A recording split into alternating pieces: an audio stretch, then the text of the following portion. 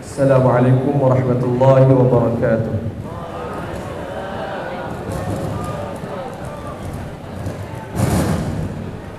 Innal hamdalillah nahmaduhu wa nasta'inuhu wa nastaghfiruh wa na'udzu billahi min shururi anfusina wa min sayyiati a'malina. May yahdihillahu fala mudilla lahu wa may yudlilhu fala hadiya lahu. Ashhadu an la ilaha illallah wa ashhadu anna Muhammadan 'abduhu wa rasuluh. Allahumma salli wa sallim ala sayyidina wa habibina wa syafi'ina wa zukhrina wa maulana Muhammad wa ala alihi wa azwajihi wa dhurriyyatihi wa ashabihi wa man tabi'ahum bi ihsanin ila yaumiddin. Allahumma 'allimna ma yanfa'una wanfa'na bima 'allamtana wa zidna 'ilma. Ya Allah, ajarkanlah kami ilmu yang bermanfaat, jadikanlah bermanfaat segala ilmu yang Kau ajarkan kepada kami, serta tambahkan lagi ilmu kepada kami. Amin, amin ya rabbal alamin. Alhamdulillah, syukur pada Allah Subhanahu wa taala atas segala nikmat yang Allah kekalkan, terus beri kepada kita. Nikmat yang khusus malam ini, nikmat kita berada dalam majlis ilmu, nikmat pertemuan saya bertemu dengan adik-adik ni. Boleh adik-adik bakal ulama, insya-Allah, bakal umara, insya-Allah tuan-tuan, adik-adik sekalian. Dan rasa sangat seronok. Biasa duk mengajar orang tua, pakcik-pakcik, makcik-makcik, opah di Masjid Surau. Ni jarang-jarang sekali jumpa orang kata apa, orang-orang muda. Rasa ustaz dah tua. Walau ustaz baru 18. Ustaz 18. Kalau orang tanya umur ustaz berapa? 18. Cuma bertambah tahun saja.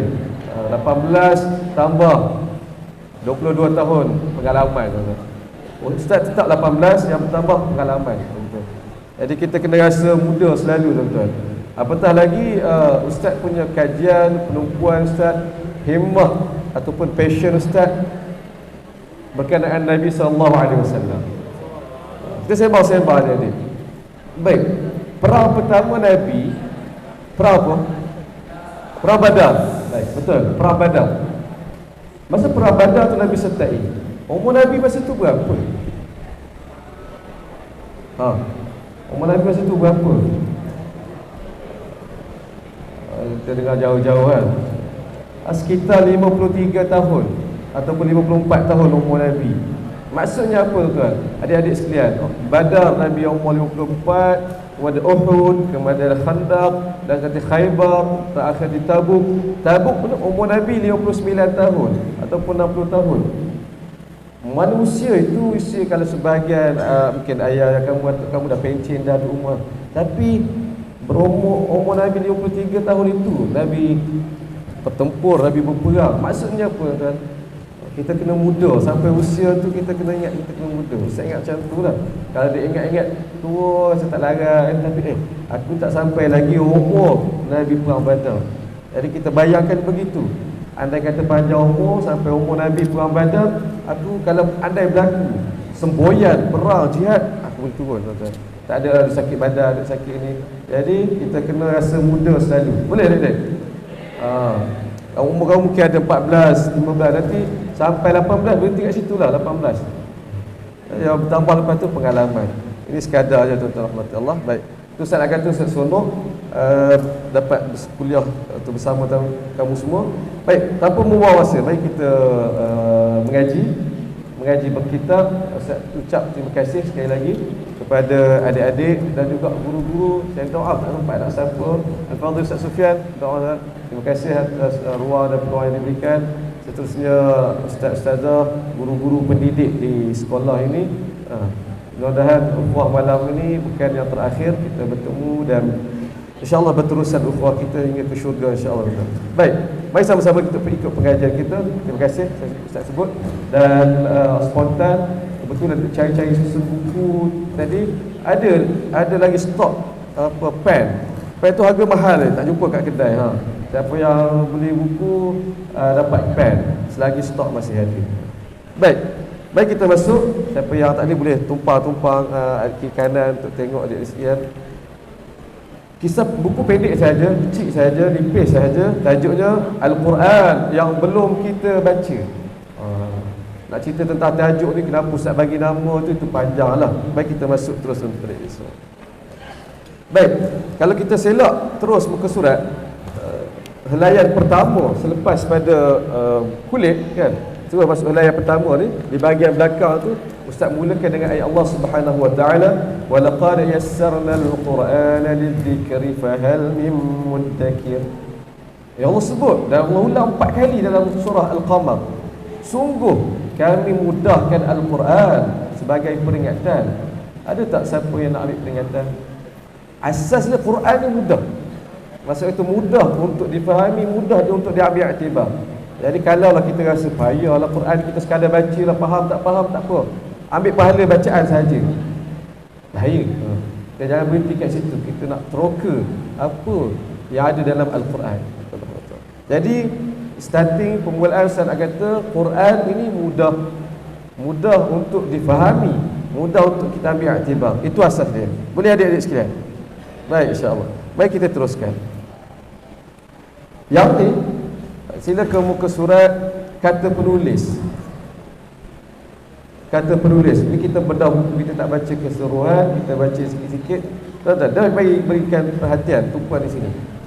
Ustaz nak bawa kamu ke zaman Nabi sallallahu alaihi wasallam, lebih tepat pada hari pemergian Nabi sallallahu alaihi wasallam.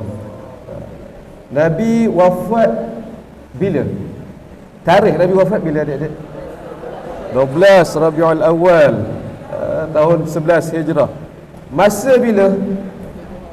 Ya. Waktu duha, anda ada waktu duha. 12 Rabiul Awal itu hari Isnin. Nabi sebelum nak tiba 11 Rabiul Awal itu Nabi sakit, dan Nabi mula sakit di hujung bulan Safar.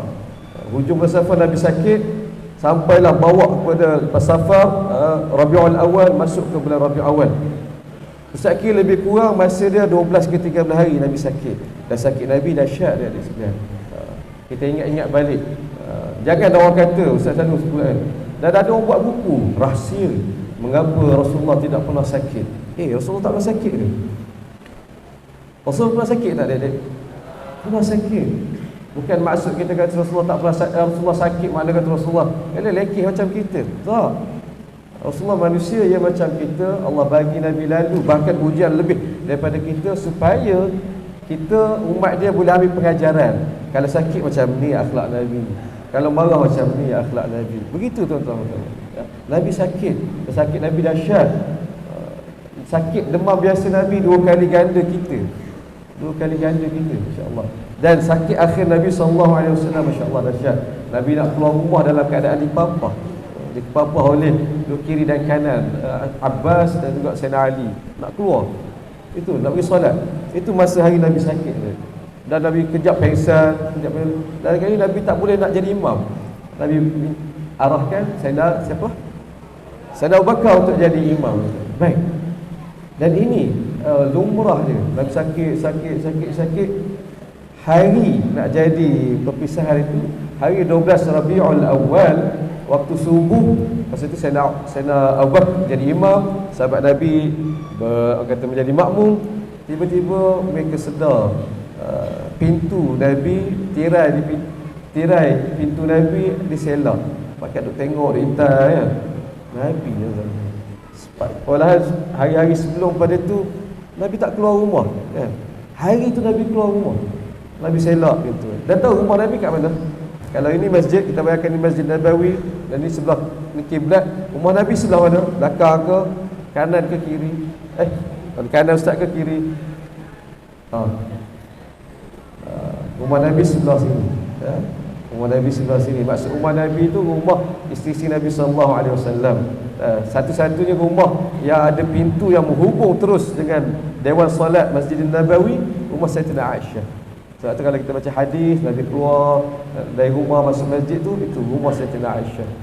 Dan rumah Sayyidatina ditutup, ditirai oleh tirai, dihadap oleh tirai. Pagi tu Nabi selak.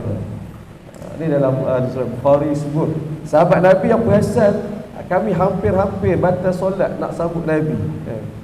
Sayyidina Abu Bakar duduk sebelah sini, dia nampak di ujung, di sebelah, mana melihat dari segi tepi, orang mungkin dia depan sini, Nabi datang. dia dah mundur ke belakang dan nak bagi laluan kepada Nabi. Nabi bagi syarat kekal ke situ. Maka teruslah solat dan Nabi tutup balik selak, tutup balik tirai itu, masuk balik dalam rumah. Dan itulah saat terakhir, kali terakhir sebahagian besar sahabat Nabi lihat wajah Nabi sallallahu alaihi wasallam. Itu tuan. Nak kata ni tuan, hari itu gembira Madinah sebab Nabi sihat. Nabi sihat. Lepas subuh tu Nabi sihat, Sayyidina Abu Bakar pergi ziarah, sahabat ni pergi ziarah dia, dan Nabi sihat. Sihat. Waktu duha, orang semua dah balik, dah tak ada ni. Masa tu Nabi tak ada. Nabi wafat di pangkuan Sayyidatina Aisyah. Sayyidatina Aisyah pun tak perasan Rasulullah tak ada masa tu. Sedar-sedar terlentuk pada Nabi di dada Sayyidatina Aisyah. Sayyidatina Aisyah kata, "Ya Allah, Rasulullah ingat pengsan lagi." Dia tidurkan Nabi. Hanya setelah datang Sayyidina Umar, tu berlaku peristiwa yang kita akan ceritakan ni. Tuan-tuan, nak kata begitu. Dan ini lumrahnya. Sebagai orang beriman, antara tanda ni kamu walaupun kita kata muda, ustaz ikut adat kami panjang lagi ikut adat kan, tapi mati ni tak kira siapa kan. Lumrahnya sebagai seorang beriman, orang yang baik-baik ni, antara tanda saya kira sebagai husnul khatimah, sebelum orang tu pergi, Allah bagi dia sakit. Kita tengok orang tu kenal lah, siapa-siapa sakit 2-3 bulan duduk hospital, dia pergi mati meninggal. Hari biasanya hari dia nak meninggal tu hari dia sihat, hari dia baik meninggal. Begitu juga Nabi sallallahu alaihi wasallam. Sakit beberapa belah hari ni, hari terakhir Nabi sihat dan Nabi meninggal dalam waktu keadaan itu. Baik. Makna kata mengejutkan. Hari Nabi meninggal itu, Nabi wafat itu tak sangka. Pecah cerita, kalutlah Madinah ketika itu. Sayyidina Umar yang asal dah pergi jumpa Nabi sallallahu alaihi wasallam, dengar kata Nabi dah tak ada, dia datang ke masjid.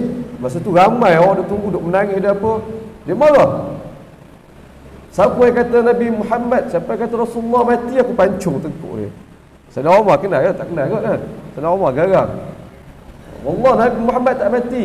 Muhammad sama seperti Musa pergi bertemu Allah sampai masa pulang balik. Tu Sayyidina Umar dia tak terima. Orang pun senyap. Kalau tadi duk menangis, duk apa senyap. Umar kot kan. Bagi ugutan lagi, aku pancung tengkuk dia. Terkawallah keadaan itu. Sehinggalah datang siapa? Sayyidina Abu Bakar Siddiq. Datang, dan dia datang pun dia tak tahu. Orang pergi turut dia. Ni ada kes ni. Datang, dia masuk jumpa Nabi sallallahu alaihi wasallam, tengok jenazah Nabi, dia cium jenazah Nabi 3 kali, cium apa dahi Nabi sallallahu alaihi wasallam, wa khalila wa habiba, wa luahan kasih seorang kawan. Kemudian dia keluar ke masjid. Masa tu Sayyidina Umar masih ada di mimbar, sedang duk marah orang. Dia kata, "Ala rislik ya Umar." Umar, duduk, nah, ijlis, duduk. Sayyidina Umar buat tak tahu duk marah dia ni. Ijlis ya Umar. Berapa kali Sayyidina Umar tak ni, Sayyidina Abu Bakar pun naik atas mimbar. Tak, dia tak naik mimbar, dulu tepi mimbar. Dia pun bucap syahadu la ilaha illallah ini, dan dia baca ayat yang terpampang ini. Wa ma Muhammadun illa rasulun qad khalat min qablihi ar-rusul afa imma ta'aw qutila qalabtum ala a'qabikum.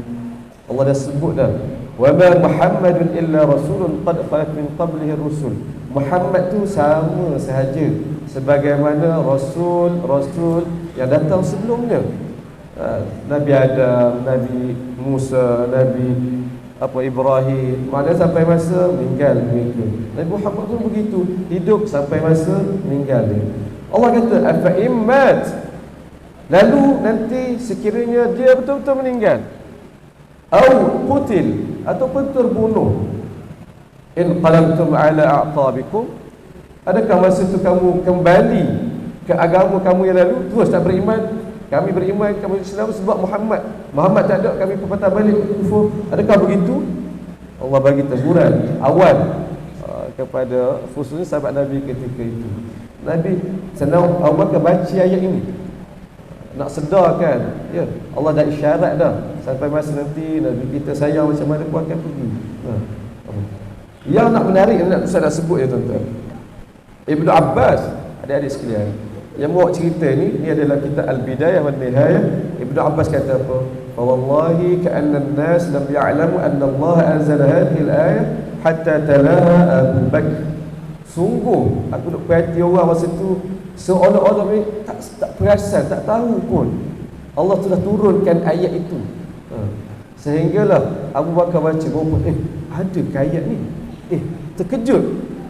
Ni saya nak kata, nak bawa kepada perbincangan kita pada tajuk buku kita Al-Quran yang belum kita baca. Kita baca Al-Quran, baca habis khatam, Ramadan tu khatam, tapi ada masa, ada ketika kita akan jumpa ayat yang kita baru perasan, ada ayat ni rupanya dalam Al-Quran. Itu pengalaman itu. Dan ini dia dilalui oleh para sahabat Nabi sendiri. Mereka seolah baru perasan, ada ayat macam tu. Ada lah, tapi tak perasan, lalu begitu saja. Dan Sayyidina Umar sendiri dia kata apa? Wallahi ma huwa illa an sami'tu Abu Bakr talaha. Aku pun baru perasan, aku pun baru sedar ada ayat ni setelah Abu Bakar membaca. Adik-adik dirahmati Allah SWT. Jadi pengalaman yang dilalui oleh Sayyidina Abu Bakar ini dan dilalui oleh Sayyidina Umar dan para sahabat Nabi ini juga akan kita lalui. Ustaz sendiri lalui, dan yang Ustaz lalui itulah yang Ustaz rakamkan dalam buku ini. Cerita babak-babak riwayat yang setiap babak itu ada ayat Quran. Apabila baca cerita tu baru rasa ada ayat ni dalam Quran, ataupun baru sedar tinggi ataupun mahalnya ayat itu. Yang tu maksud Ustaz. Boleh ya? Ada di sekalian. Ada air kalau boleh ni. Air, kalau dapatkan air.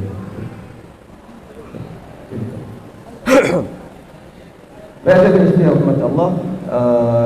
Kalau panjang umur, adik-adik sekalian, Ustaz sangat-sangat harapkan kamu cari buku ni, baca. Buku ni bagus. Tak kira lah penulis siapa, tapi buku ni bagus. Kamu baca, kamu akan menangis, akan sedar, akan ni kisah kematian Rasul, kewafatan Nabi tadi, kisah Sayyidina Umar marah itu cuma ada dalam buku ini. Tajuk dia Madinah Takkan Rebah. Dan ini buku yang kedua. Siapa penulis dia? Tak apa, penulis tak kenal pun tak apa, tak kisah. Tapi cari buku ni, baca. Kalau ada orang tak dapat buku ni, pinjam baca. Baik. Jom baca. Ada ini. Adik-adik sekalian rahmat Allah. Baik, kita masuk pengajian kita, boleh? Siapa yang ada buku, kita masuk terus. Tengok ke muka surat 3, kisah pertama. Baik. Boleh ikut setakat ni? Boleh ya? InsyaAllah. Kita baca setakat ni. Ustaz Khairi kata sampai pukul 1. Sampai pukul 1 kita berdaurah. Selagi tak habis buku ni, kita habis. Kita teruskan. Ustaz okey? Kamu boleh ya? Boleh ya? Kalau boleh pakai tidur lentang, Ustaz Sorang cakap. Baik, ada sekian. Kisah pertama, buta. Ustaz mudahkan cerita, kamu baca nanti semula. Cerita begini adik-adik sekalian, berikan kita bincang. Kisahnya ada seorang guru Al-Quran. Dia buta sejak kecil lagi. Satu hari dia guru Quran, dia hafal Al-Quran. Yang menang musabaqah siapa? Kan? Buta mata dia. Dia hafiz lagi, hafal Quran. InsyaAllah. Dan kita tidak ada alasan, adik-adik, selagi hayat di kandung badan, letak azam, aku nak hafal Quran. Ustaz, Ustaz hafal Quran. Ustaz habis berjaya hafal Quran pun umur 25, umur 25. Maaf, umur Ustaz 18. Umur 17. Kata mana? Tahu itu kiraan lain. Umur situ umur Ustaz 25. Masa belajar. Habis. Dan hari Ustaz khatam, buat majlis khatam Quran, guru Ustaz, guru tasmid, dia kata, dia orang Kelantan, Ustaz orang Kelantan lah. Dengar punya Kelantan tak? Dengar kan? Kelantan. Ada Kelantan ke? Ada. Saya kita lah, saya kita. Ni malam ni jadi dia. Baik, kita buang bola mana, insyaAllah. Ustaz, guru tasmid Ustaz orang Kelantan, dia kata, entah lagi ni bukan lagi Al-Hafiz. Ustaz terkejut dah. Aku 3 tahun duk menghafal Quran, duk menangis kadang ni jangan tiru, ponteng kelas semata-mata nak hafal Quran, nak begini. Masa Ustaz belajar, sebelum hafal Quran, masa degree, sakit. Kita ikut kelas apa semua. 3 tahun lebih. Habislah berjaya. Tiba guru Ustaz kata, entah bukan Al-Hafiz lagi. Kita baru nak letak nama kita Muhammad Luqman Makhtar Al-Hafiz. Terima kasih, terima kasih. Oh. Nampak tak?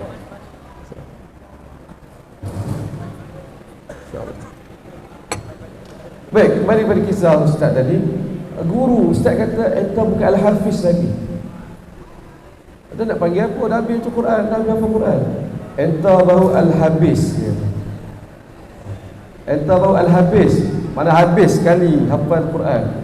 Terpulanglah lepas pada ni, terpulang ke entah lah nak jadi betul-betul Al-Hafiz ataupun Al-Hampeh. Dari dah lebih 10 tahun dah Ustaz meninggalkan itu tuan-tuan. Itulah dia nak ke arah Al-Hampeh pun ada. Makin jauh dia. Nak kata ya, adik-adik sekalian, kalau mungkin sekarang tidak, tapi usaha untuk hafal Quran. Paling tidak kita jadi Al-Habis, betul? Al-Habis. Lalui pengalaman pertama hafal Quran, tuan-tuan. Paling tidak kita menjiwai Nabi SAW turun wahyu. Kita belajar hadis bagaimana Nabi ketika turun wahyu, masa tu musim sejuk, berpeluh Nabi. Berat wahyu Nabi terima tu. Dan kita akan rasa kita hafal Quran sejam, lepas tu berasa apa dia, berasa dari kita baru kita bangga, ya Allah Nabi terima Al-Quran macam mana lah. Baik, jadi itu nasihat Ustaz. Letak azam dalam diri, aku nak hafal Al-Quran, aku nak hafal Al-Quran. Mungkin sekarang tidak, tapi kita tambah sikit-sikit, ada ruang nanti kita masuk. Baik, kembali pada kisah kita ni. Guru, dia guru Quran, dia hafal Quran sejak kecil lagi. Dia kata, aku tak rasa sedih pun lahir buta, tak rasa galak, tak rasa tak puas hati pun, melainkan aku nak ni perasaan dia, melainkan aku nak tengok dua benda. Dua benda ni aku rasa ada perkara aku rasa, Allah, kalau aku tak buta, aku tak tengok dunia je. Atau ni perasaan orang buta. Dia bukan menentang takdir. Dia terima, ya Allah, dia redha. Aku buta, alhamdulillah, tak apa, redha. Tapi cuma perasaan, Allah, kalau lah boleh dapat tengok dua benda ni. Kita tak buta, alhamdulillah. Tapi kalau bayang kita buta, kita nak tengok apa? Baik, anak murid dia pun tanya, apakah dua benda itu? Dia pun kata, dua benda yang aku nak tengok sangat tu, kalau boleh nak tengok dua benda tu. Pertama, manusia. Pertama manusia, kedua langit. Itu dua benda. Macam mana kita nak faham ni? Orang tanya, anak murid dia tanya, sebab apa dua tu? Sebab bukan benda lain. Nak tengok apa kan? Ini manusia dan langit. Dia kata, kerana aku nak tengok manusia sangat ni, kerana aku hafal Quran, aku baca, aku dengar Al-Quran. Allah sebut, apa yang Allah sebut? Laqad khalaqnal insana fi ahsani taqwim. Surah apa tu? Tak. Apa maksud dia? Baik, sesungguhnya Allah kata kami ciptakan manusia dalam rupa yang terbaik, the best creation, makhluk terbaik ciptaan Allah Subhanahu Wa Taala dari segi desain manusia. Allah isytiharkan dalam Al-Quran. Yang kita baca dalam surah At-Tin, kita rasa tak tu?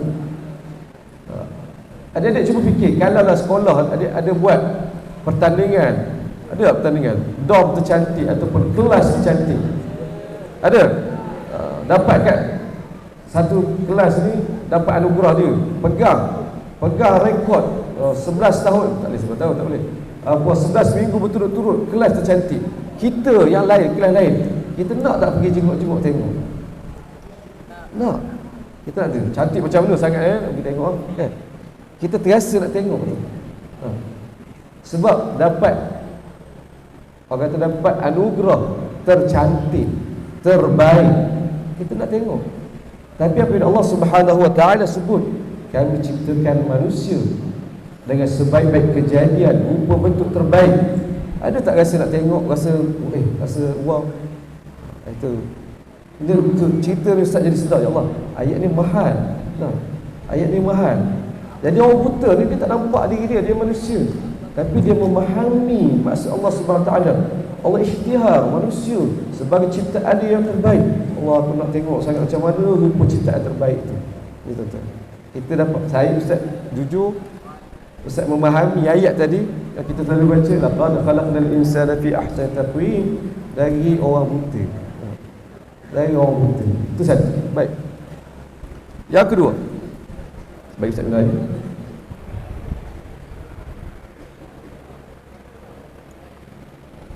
Pasal kita laju ke sikit. Yang ni tak ada poin-poin, kita nak bincang tadi panjang pula. Yang kedua, apa benda? Pertama manusia, yang kedua orang nak tengok apa? Langit. Langit. Kenapa langit? Dia pun sebut sebab dia baca Quran, dia hafal Quran. Dalam Al-Quran Allah sebut walaqad ja'alna fis samai burujan wa zayyannaha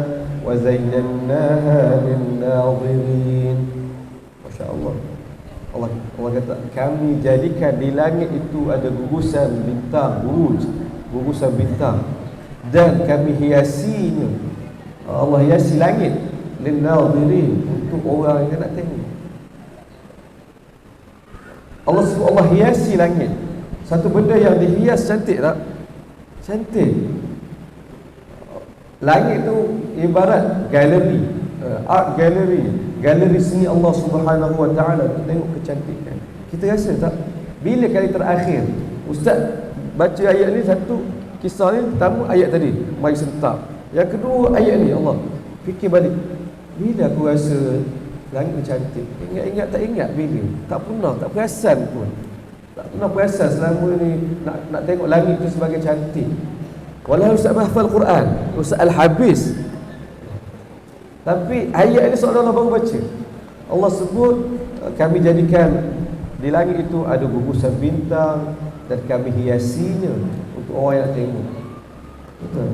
Allah, dan Allah ulang beza yang sama dalam banyak tempat. Saya cuba sedarakan beberapa. Wa zayyana as-samaa'a ad-dunya bimasabiha wa hifdha. Dan kami hiasi langit dunia dengan lampu-lampu, bintang-bintang, dan hifdha, pelindung, sebagai pelindung, bintang sebagai pelindung untuk rejam. Baik. Dan ayat lain Allah sebut inna zayyana as-samaa'a ad-dunya bi zinati, ada nur hidup kan, bi zinatinil kawakib, kami hiasi langit dunia dengan perhiasan bintang-bintang.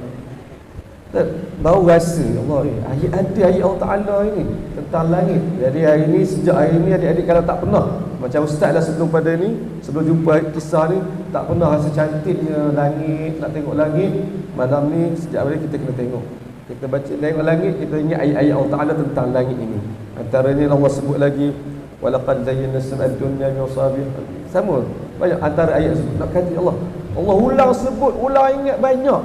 Ustaz boleh kumpul ayat ni apabila tahu kisah ni, Ustaz buat carian. Ada tak ayat tentang, rupanya ya Allah banyak Allah sebut tentang langit ni, Allah hiasi, Allah tak perasan. Hanya melalui cerita ni. Boleh? Betul tak apabila Ustaz sebut, letak dalam buku, jadikan tajuk buku Al-Quran yang belum kita baca. Betul? Kita belum baca dalam cerita sebenar, baca faham. Baca dapat pahala. Ya. Baik. Adik-adik cinta rahmat Allah SWT. Dan yang menarik lagi dalam pencarian Ustaz ni, surah apa? At-Tariq, was-samaa'i wat-tariq. Baik. Ustaz baru tahu je, mungkin kamu dah tahu, tapi Ustaz kongsilah, mungkin ada sebagian yang belum tahu. At-Tariq tu maksud dia apa? Ustaz tak sempat nak cari video dia. Was-samaa'i wat-tariq, Allah bersumpah demi langit dan at-tariq. Baik, siapa dapat jawab ni Ustaz nak bagi hadiah lah. Aku tak ada, nanti Ustaz kata jangan, nanti tutup dengan Ustaz. Turun bangun. Muslimat pun nak juga lah sana. Ni spontan ni. Baik. Dalam bahasa Arab nak sebut ketuk pintu, dia mengetuk pintu, apa sebutan, apa bahasa Arab? Siapa berani angkat bangun ke sebut? Okey, ayat saya bagi Abu ketuk pintu. Ya. Mana? main-main. Baik, pendek cerita. Ketuk dalam bahasa Arab taraqa, taraqa al-bab, ketuk pintu. Jadi at-tariq isim fa'il, kalau belajar bahasa Arab isim fa'il kan. Tariq pengetuk, demi langit dan pengetuk. Apa itu pengetuk?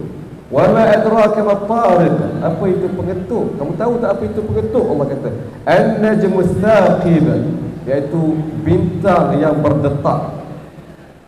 Hari ini nanti kamu buat carian dalam Google, buat carian dalam Google, dalam YouTube, buat carian hari ini orang putih jumpa dulu. Mereka naik buat kajian di sana, mereka dengar satu bunyi. Tak, bunyi tu macam-macam. Kadang bunyi tak ada nak buat ni. Nanti kita buat carian. Kadang bunyi tu, dia orang cari. Bunyi apa ni? Angkasa, vacuum, tak ada ni, tapi ada bunyi. Mereka jejak lagi, mereka pasti dan confirm bunyi tu datang daripada bintang. Dan bukan satu, banyak bintang. Jalan lagi ada bunyi untuk yang lain pula. Jejak mari daripada bintang ni. Lalu mereka sebut ni spesies sejenis bintang. Bahasa komputer sebut pulsar star. Pulsar, catat. Pulsar star. Cari bintang berdetak. Allah sebut lama dah. Kita nak baca selalu was-sama'i wat-tariq, tapi tak tahu pun. Tujuan Allah sebut ni kita sepatutnya orang Islam menjadi jago dalam astronomi, kan? Kita meroka alam. Allah kata demi langit dan pengetuk. Kita nak cari kalau boleh. Aku nak teroka angkasa, cari apa yang Allah sebut ni. Kita tak begitu. Kita dah tinggal jauh. Orang yang boleh jumpa dulu. Tak apalah, better late than never. Kita usaha. Kena ada seorang paling kurang dalam kalangan kamu ni jadi angkasawan, betul-betul angkasawan. Boleh? InsyaAllah. Kena ada. At-Tariq, cari nanti. Wassalamu alaikum. Baik, ada di sini rahmat Allah SWT. Habis kisah yang pertama. Boleh ikut? Boleh? InsyaAllah. Kita pergi kepada kisah yang kedua. Ada 4 surah. Ustaz selit-selit dalam buku tu dalam buku ini dengan maklumat-maklumat trivia ini menarik. Doakan Ustaz nak buat buku lagi tentang Al-Quran lagi. Dan Ustaz ada buku teka-teki Al-Quran. Sebagai kamu saya beli. Nanti boleh tengok tu. Buku teka-teki Al-Quran. Ustaz rumuskan buat jadi teka-teki fakta-fakta dalam Al-Quran. Menarik ada sikit. Ada berapa pintu neraka? Berapa? 7. Ada berapa pintu syurga? Itu dia Allah sebut dalam Al-Quran. Sehari di akhirat bersamaan dengan berapa hari di dunia?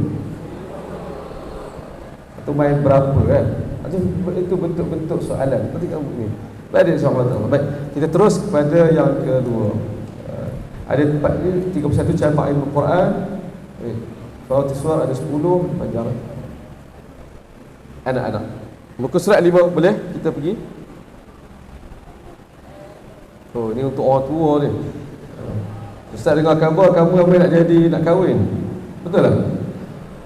Atau sekolah ni ramai dah bukan terhege tapi dah rasa nak jadi suami isteri. Eloklah untuk ayat ni, hadis ni untuk kamu semualah. Boleh. Baik, ada di sini rahmat Allah. Anak-anak. Hadis ini adalah kisah ini terakam dalam Sunan Tirmizi, Abu Daud dan lain-lain.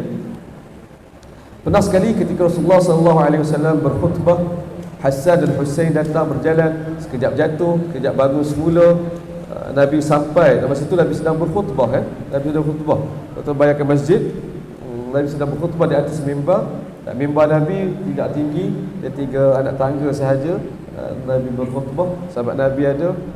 Nampak Hasan dan Husain keluar dari rumah ni, nak berjalan jatuh ya. Nabi tengah khutbah tu turun.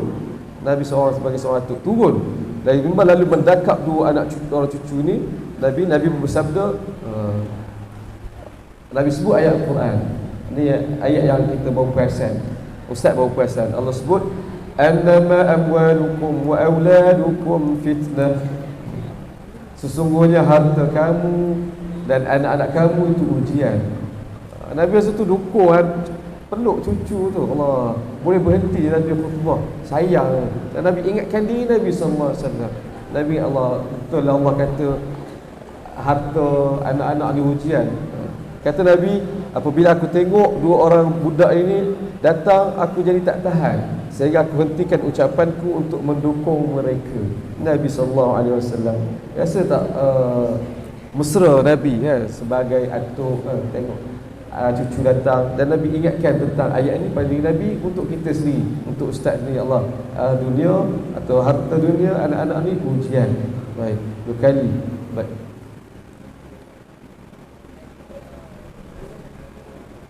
Dalam ayat, dalam hadis yang lain untuk kita faham, itu tak sesuai untuk kamu, kita skip. Tapi nak katanya setiap ayat Al-Quran yang kita bawa perasan, dia patut membawa kita nak kaji lagi dan lagi. Yang ni antara hadis Nabi sebut, pernah Nabi dukung salah seorang anak dan salah seorang cucu Nabi sallallahu alaihi wasallam. Nabi sebut ini, wallah innakum latubajjinun latujabbinun wa tubakhilun wa innakum lamin raihan azza wa jalla wa halillahi azza wa jalla. Nabi kata, Allah, sungguhlah kamu ni latujabbinun, anak-anak ni boleh menyebabkan ibu ayah jadi pengecut. Wa tubakhilun, menyebabkan ibu ayah menjadi kedekut. Dan sungguhlah kamu ni raihan Allah, haruman Allah Subhanahu wa taala. Benda yang kita sayang, sungguh cium anak ya. Tapi dalam masa sama kena beringat ujian anak ni dia menyebabkan ayah terjadi pengecut. Macam mana? Apabila semboyan jihad, bergema untuk memanggil untuk berjihad, dia bagi ujian, ayah anak aku ni nanti siapa nak ni, menyebabkan ayah mak jadi pengecut. Ataupun kedekut, anak aku ada duit ni, adalah duit lebih sikit daripada derma ke orang lain, baik aku simpan duit baik kat anak aku, menyebabkan dia pengecut. Dan Nabi ingatkan ini ujian anak. Sampai kamu bakal suami, isteri, mak ayah, insya-Allah. Baik. Adik-adik sekalian rahmat Allah Subhanahu wa taala, itu kisah yang kedua. Ini lagi ayat-ayat dia, rahmat Allah. Lagi dalam masa 6 hari Allah ciptakan langit dan bumi. Ini boleh jadikan fakta. Oh, ada contoh Ustaz selitkan. Ustaz apa dah tinggal slide ni. Ini ada contoh buku Ustaz Qur'aniyah 1 dan 2. Ustaz rumuskan dalam bentuk teka-teki. Boleh, menarik kalau kamu dapatkan. Boleh buat teka-teki dengan kawan, boleh buat teka-teki kat Ustaz, cikgu kamu sendiri. Contoh, sehari di akhirat bersamaan berapa tahun, sehari di akhirat bersamaan berapa tahun di dunia. Jawapannya dia surah Al-Hajj ayat ke-47. A, B atau C? Okey, siapa kata A? Angkat tangan. Siapa kata B? Angkat tangan. Siapa kata C? Angkat tangan. Ada angkat tangan tu. Baik, jawapan dia cari dalam buku tu je. Dan ada disebut tak sebut ni. Wa yasta'jilunaka bil 'adzab wa la yukhlifa Allahu wa'dah wa inna yawman 'inda rabbika ka'alfi sanah mimma ta'udun. Sesungguhnya satu hari di sisi Allah SWT di akhirat nanti sama seperti alfi sanah. Berapa? 1000 tahun mimma ta'udun, ikut kiraan kamu, yakni kiraan kita di dunia. Jadi kita ingat sehari di akhirat nanti nak tunggu pada mahsyar nanti, walaupun separuh hari dia bersamaan dengan 500 tahun di dunia, panjang tu. Baik, adik-adik sekalian, seterusnya yang Ustaz buat kira-kira untuk kita lagi nampak adik sekalian rahmat Allah, jangan tinggal baca Quran, jangan tinggal hafal Al-Quran. So rumuskan, cuba tengok kat sana jadual khatam Al-Quran. Ni masing-masing, jangan kita banding diri kita dengan orang lain. Aku baca lebih, kawan baca tak. Kita masing-masing ikut kemampuan kita. Andai sekiranya dia terbalik, sekiranya ambil masa separuh, kalau kita baca Quran setiap hari separuh muka surat, kita akan khatam Quran, kita akan ambil masa selama 1800 hari, bersamaan 4 tahun 9 bulan 10 hari khatam Al-Quran. Maksud kata dalam masa 5 tahun lebih kurang khatam Quran. Kalau kita istiqamah, separuh muka sehari. Sebenarnya terbalik tu, 1/3. 1/3. Kalau kita baca Quran 1/3, 1/3 muka surat, ambil masa 1800 hari bersamaan lebih kurang 5 tahun. Kalau kita baca separuh muka surat je sehari, konsisten, istiqamah, separuh muka surat, insya-Allah dalam masa 1200 hari atau bersamaan 3 tahun, 3 bulan, 15 hari khatam Al-Quran. Takkan kamu sekolah agama SMKA baca 1/3, setengah je paling kurang, semuka paling kurang dah. Satu muka sehari tu kaumat lah. Kalau satu muka pun ambil masa berapa? Paling simple, saya rasa kamu sangka baik lah, kamu baca Quran satu muka surat setiap kali lepas solat. Betul? Betul lah? Alhamdulillah. Paling kurang tu paling kurang satu muka surat setiap kali lepas solat. Maksud kata sehari berapa? 5. Kita tengok, kalau kau baca 5 muka surat setiap hari, insya-Allah dalam masa 120 hari khatam Quran. Bersamaan dengan 4 bulan khatam Al-Quran. Jadi setahun 12 bulan, 4 bulan sekali khatam. Sekarang kira setahun berapa kali khatam ni? 3 kali khatam paling kurang. Paling kurang kamu 3 kali khatam Quran. Boleh buat? Baik adik sekalian rahmatullah. Dia tak payah, tak susah kalau kita buat kiraan itu. Adik rahmatullah, ni dia sikit anggaran usia pula, tak apalah, kita skip benda ni. Baik, kita masuk kepada cerita yang berikutnya. Boleh setakat ni? InsyaAllah. Ada soalan boleh tanya Ustaz nanti. Bagi saya minum air.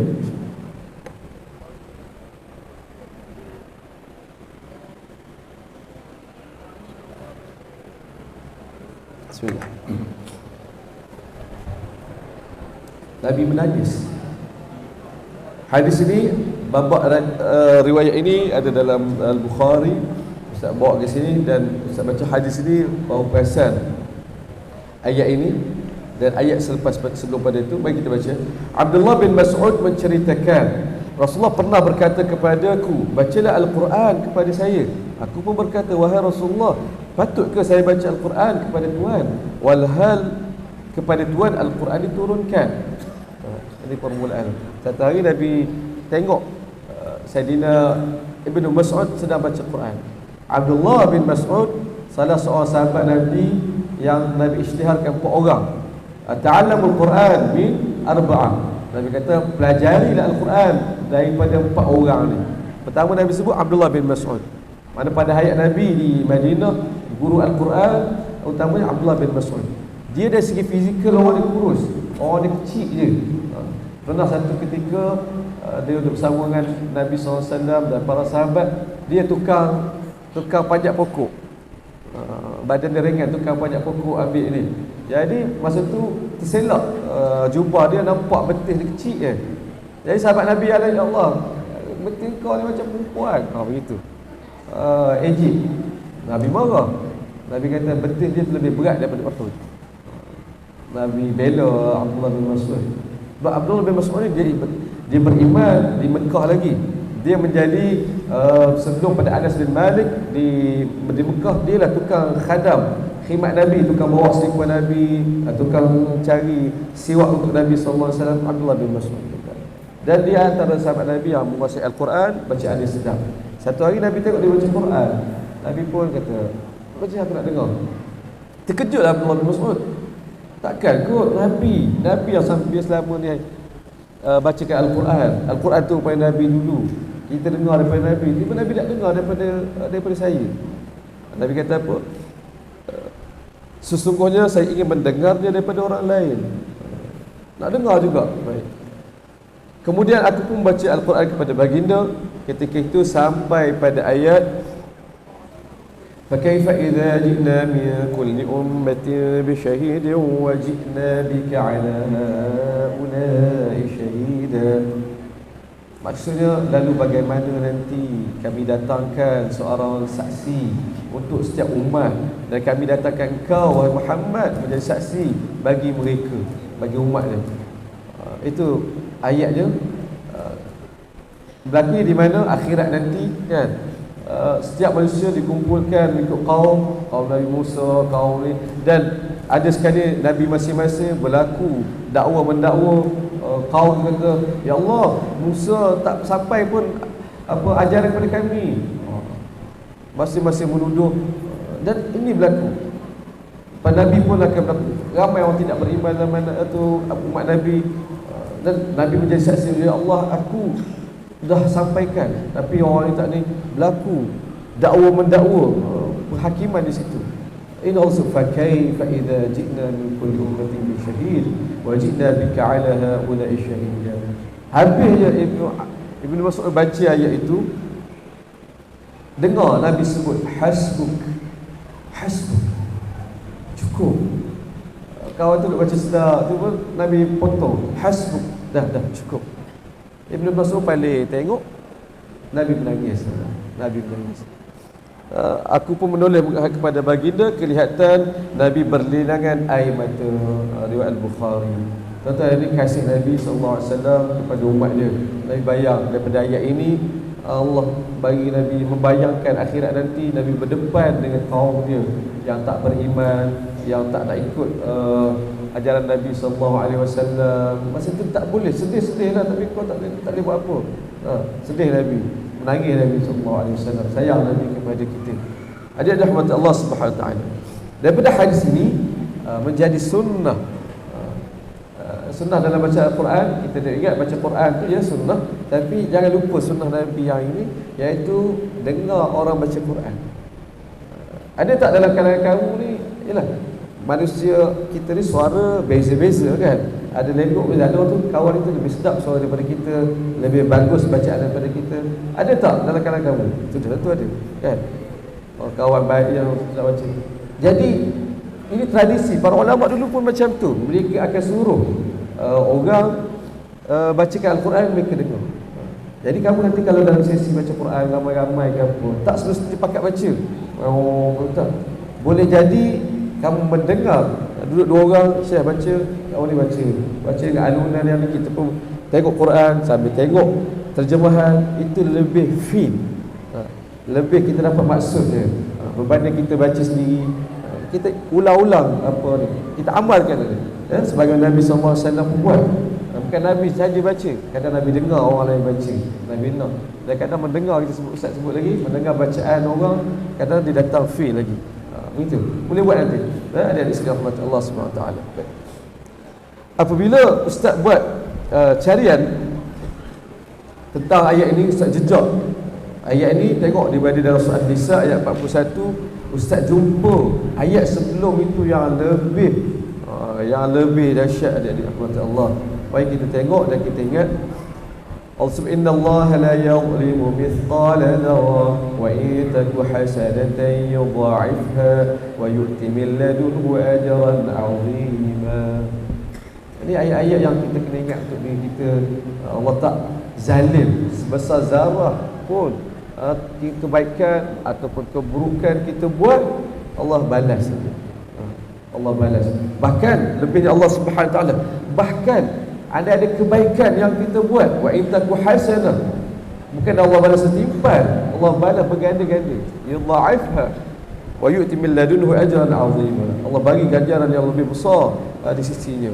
Itu sifat Allah Subhanahu Wa Taala.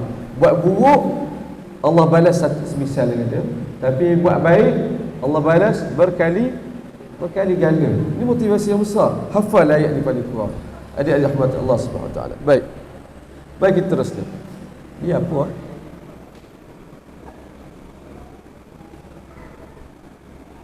Ya. Menarik. Hamba dan khadam Nabi sallallahu alaihi wasallam.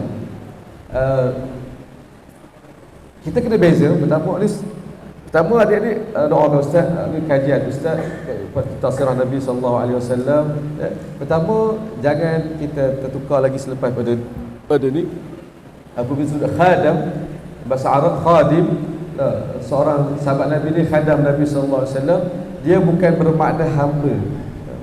Hamba dan khadam dua kumpulan manusia yang berlainan.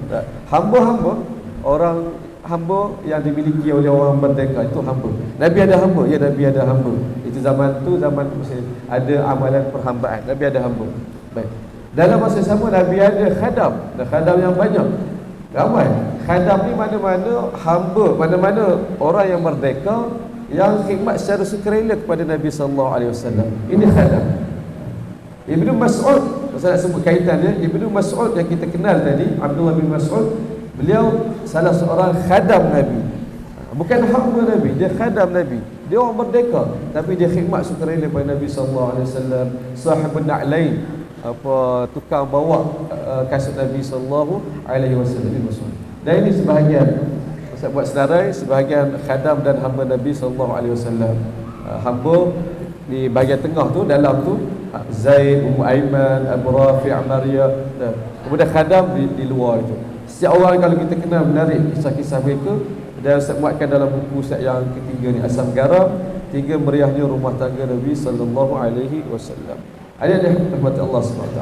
Baik, kita pergi ke cerita yang berikutnya. Kita laju-lajukan sikit insya-Allah. Bismillah.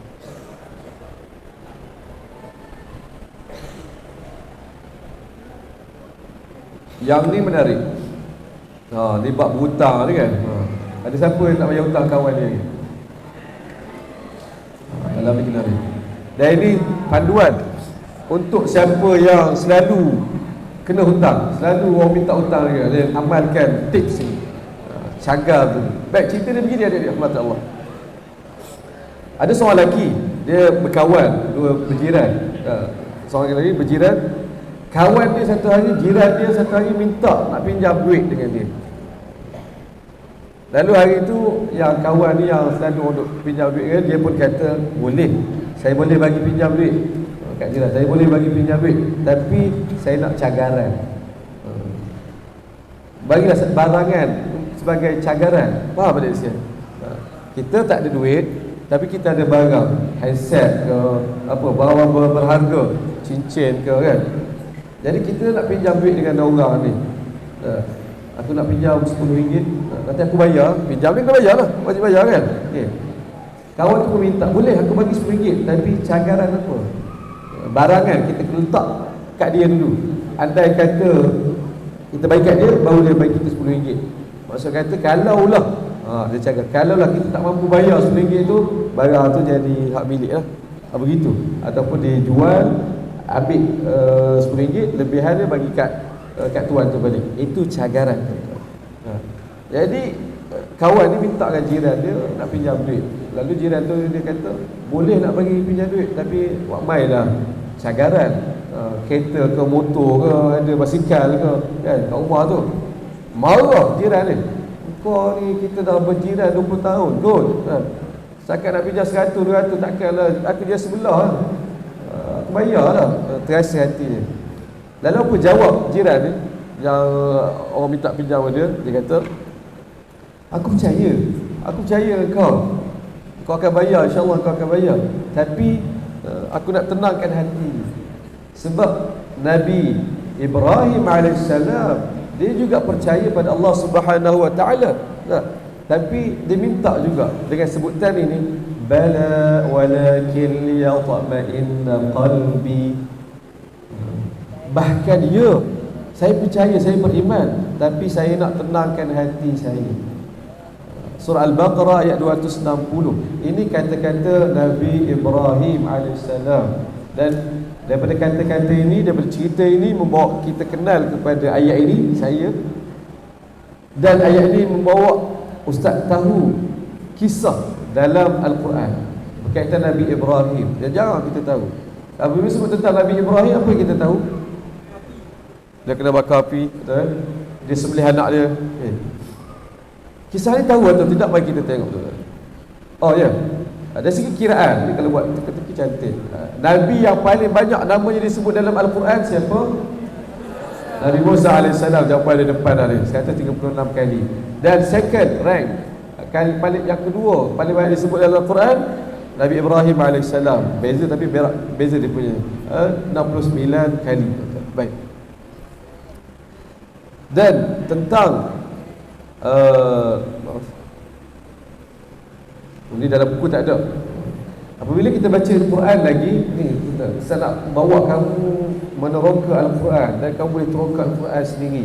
Bila kita baca Al-Quran lagi, Allah sebut perkataan uswatun hasanah 2 kali saja dalam Al-Quran, dan 2 kali itu sekali kepada seorang ni, sekali kepada seorang ni. Dalam surah Al-Ahzab Allah sebut laqad kana lakum fi rasulillah uswatun hasanah. Uswatun hasanah maksud teladan terbaik, the best. Orang kata apa? Ya, best apa ni? Teladan best apa? Contoh teladan yang terbaik. Best example ialah Rasulullah, uswatun hasanah. Allah nobatkan Nabi SAW. Tapi dalam surah Al-Mumtahanah Allah kata qad kanat lakum uswatun hasanatun fi Ibrahim. Dua Nabi ni yang Allah nobatkan dengan istilah uswatun hasanah. Pertama Nabi kita Rasulullah SAW, yang kedua Nabi Ibrahim. Secara banding kita boleh Allah, Nabi Ibrahim ni bukan kalang-kalang, bukan biasa-biasa, bukan Nabi biasa. Dia Abul Anbiya, digelar sebagai bapa Nabi, bapa para Nabi, Nabi Ibrahim. Baik, dia sebagai uswatul hasanah, teladan yang terbaik. Jadi uswatul hasanah dalam apa? Dalam apa? Ini nak dekat dah kita cuti ni. Apa sebut Nabi Ibrahim teladan terbaik dalam pengorbanan. Bab cerita dia korban, kita berkorban apa semua, Nabi Ibrahim lah contoh dia, teladan yang terbaik. Allah pun buat dalam Al-Quran. Baik, yang kita nak belajar insya-Allah sebagai kita punya ni untuk kaitan dengan Al-Adha, kita belajar Al-Quran, kita belajar tentang Nabi Ibrahim, kita nak memahami macam mana proses Allah didik Nabi Ibrahim jadi orang yang begitu hebat berkorban. Baik, adik-adik sekalian Allah tahu. Paling kurang Ustaz dapat jejak, paling kurang tuan-tuan, Nabi Ibrahim nak jadi hebat. Kemuncak dia apa? Kemuncak dia Nabi Ibrahim, dia sanggup korbankan anak dia, kan? Itu yang berlaku peristiwa Aidul Adha, kan? Itu kisah dia, itu kemuncak dia. Tapi nak sampai ke situ bukannya terus Nabi Ibrahim berkorban dia, tak. Ada proses dia. Allah didik Nabi Ibrahim korban sikit.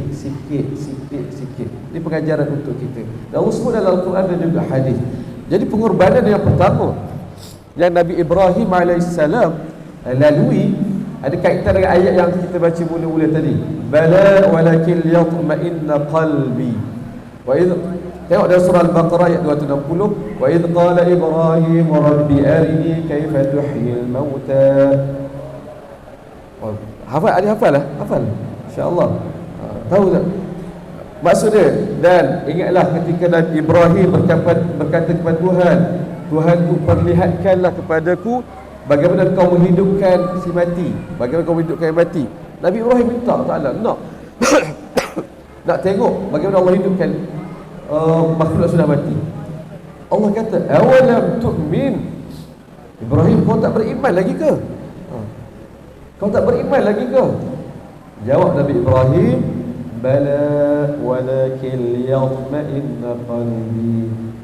Aku beriman ya Allah, tapi aku nak tengok juga supaya tenangkan hatiku ya Allah rasa ni. Yang inilah ayat yang kita jadikan tadi sebagai cagaran tadi. Boleh faham tadi? Tak semestinya kita tak percaya, tapi kita buat sesuatu tu untuk nak tenangkan hati kita. Jadi adik-adik sekalian, pasal kita kembali kepada tadi yang awal-awal tadi. Orang buta, kawan buta, maaf tadi kalau nak ni lah. Dan kalau kita rasa ya Allah, entah nanti tak terbayar aku ni, kita minta cagaran. Supaya tenang hati kita. Kawan tu betul-betul tak bayar pun, taklah rugi.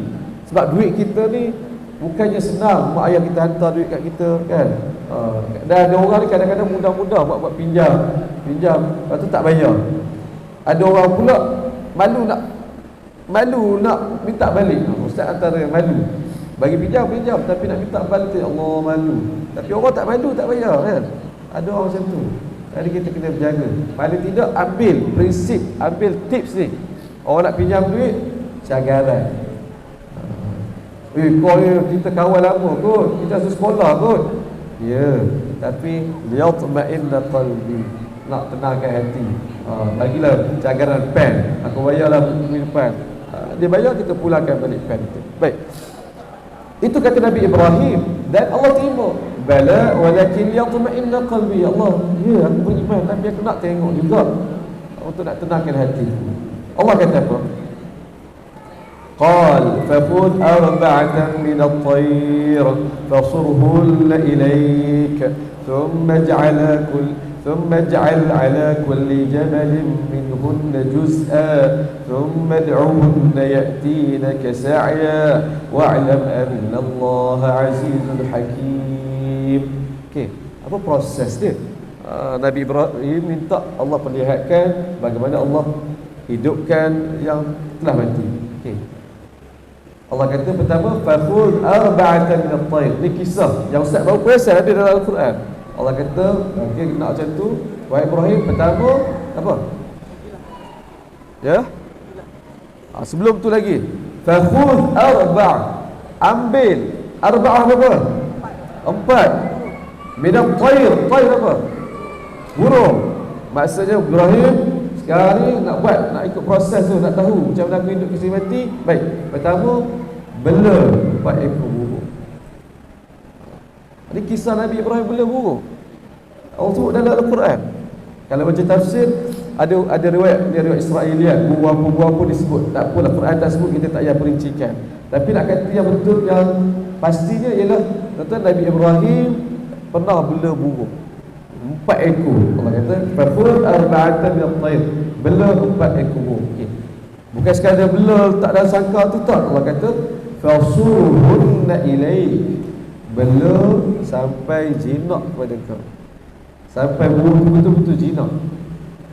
Adik-adik kalau biasa bela burung, benar siapa bela burung sini? Ustaz dekat kampung, Ustaz tak bela, tapi pak saudara Ustaz bela. Orang Kelantan burung lebar. Tahu burung lebar? Burung gembala kerbau. Orang kata burung lebar. Burung gembala kerbau tu bela sampai jinak, orang kata gerak. Sampai dia gerak tu, kita tak lagi sangka, kita lepaskan dia. Dia tak lari. Dia duduk main kat rumah tu je. Dia tahu kalau kita panggil dia, buatlah panggilan macam mana. Macam-macam lah panggilan. Dia tahu isyarat tu dia datang. Tu nak kata burung tu dah betul-betul jinak. Jadi bayangkan itu, Nabi Ibrahim bela burung, Allah kata sampai jinak. Mana kata lepas tu panggil tu boleh datang. Baik. Dan Allah pendekkan cerita, thumma ja'al 'ala kulli jabalin minhunna juz'a. Ada hadis yang sebut, lepas dah jinak tu, baik, binatang ni kalau dah jinak ni kita sayang kita. Kita sayang tak? Sayang. Itu jiran Ustaz, kucing dia mati, menangis. Ayah menangis, anak menangis macam tu, mak ayah pun menangis. Sebab tak keluar rumah sehari. Saya jumpa sebab apa? Ori dia mati. Allah, menangis. Tapi kita tak perlu, kita rasa apa. Tapi apabila bela duk main sekaki, dipanggil lah kucing dia tu abang apa istilah dia, mati sedih sebab jinak. Dan ini Nabi Ibrahim AS bela 4 ekor burung jinak, panggil dia datang, tapi Allah bagi arahan bunuh burung itu. Ini pengorbanan yang pertama Allah didik. Ustaz kira dari segi surutan dengan adanya, saya kata ini didikan pertama Allah pada Nabi Ibrahim, berkorban bunuh burung, binatang yang kamu sayang tu bunuh. Dan ada tujuan lah. Lepas bunuh, hancurkan, bukan setakat bunuh kerat katal, orang kata hancurkan, lumat-lumat, gaul sekali. Jadi kepala tu duduk kat sini, kaki tu campur, tak tahu mana satu dah, campur. Allah berkata asingkan jadi 4 bekas. Allah kata summa ja'al 'ala kulli jabalin minhunna juz'a. Pergi naik 4 buah bukit, letak sebekas bukit itu, letak sebekas di bukit ni, letak 4 bukit, 4 bekas serpihan ataupun cepisan burung yang kamu bunuh itu. Tak. Balik rumah, Allah kata thummad'uhul, kemudian panggillah. Dah balik rumah ni, cuba panggil. Yang biasa dipanggil, Nabi Ibrahim panggil, nak panggil bagi makan kan, cuba panggil. Nabi Ibrahim panggil, tak lama datang burung yang telah mati, yang telah dia cincang dia apa tu, dah dia letak atas bukit, dah bercampur dah antara sama lain. Tiba burung tu datang balik. Datang boleh hidup. Thumma ya'tinaka sa'ya. Itu pasti datang pada kamu dalam keadaan sa'ya, bergegas-gegas. Macam sebelum pada dia tak pernah ada pun. Sebelum macam Nabi Ibrahim panggil makan, datang. Allah tunjuk. Wa'lam anna Allah azizun hakim. Allah kuat. Dan itu cara Allah tunjuk pada Nabi Ibrahim bagaimana Allah hidupkan dia dah mati. Satu benda yang makhluk yang sudah hancur, sudah berpisah, tapi Allah hidupkan boleh datang elok-elok. Secara tidak langsung saya nak kata ini pengorbanan pertama Nabi Ibrahim, membunuh haiwan kesayangan dia. Barulah pergi Allah didik pula pengorbanan kedua Nabi Ibrahim AS. Pengorbanan kedua Nabi Ibrahim AS dalam surah Maryam ayat ke berapa ni? Ayat ke-48, daripada kisah dia 41 hingga 48. Ini Ustaz buat halaman ni, kalau boleh, kalau ada Quran kita pakai tengok, tapi tak apa, kita teruskan. Wadhkur fil kitab Ibrahim innahu kana siddiqan nabiyya idh qala li abihi ya abati lima ta'budu ma la yasma'u wa la yubsir wa la yughni 'anka shay'an ya abati inni qad ja'akni min al-'ilmi ma lam ya'tika فاتبعني أهدك صراطا سويا يا أبت لا تعبد الشيطان إن الشيطان كان للرحمن عصيا يا أبت إني أخاف أن يمسك عذاب من الرحمن فتكون للشيطان وليا قال أراغب أنت عن آلهتي يا إبراهيم لئن لم تنته لأرجمنك واهجرني مليا قال سلام عليك سأستغفر لك ربي إنه كان بي حفيا وأعتزلكم وما تدعون من دون الله وأدعو ربي عسى ألا أكون بدعاء ربي شقيا. Mana dia? Suara kalau Ustaz sedap lagi ni, suara Ustaz basah ni. Tak ada suara Ustaz macam ni lah. Ini sekian kisah Nabi Ibrahim yang Allah abadikan dalam Al-Quran, sekaligus letakkan sebagai pengorbanan kedua Nabi Ibrahim. Nak tuju pada pengorbanan yang teragung itu Allah didik. Pertama, bunuh binatang tersayang. Yang kedua yang ni, iaitu apa? Kita pergi satu-satu. Baik, kisah ini adik-adik saya perhatikan. Saya nak tunjuk, nak bagi buka kepada kamu lagi untuk nak kaji daripada Al-Quran lagi dan lagi. Mesti kita tadabbur. Tengok, boleh nampak tak yang bergaris? Ustaz ada garis, boleh nampak? Apa istilah dia? Ya abadi, ya abadi. Tulisan tidak ada nada, tapi dengan kita memahami penggunaan perkataan, kita memahami kedudukan perkataan itu disebut, kita akan faham nada dia. Nabi Ibrahim apabila bercakap dengan ayah dia, apa yang konsisten? Dia sebut ayah dia dulu kan. Ya abati, ayah. Wahai ayah.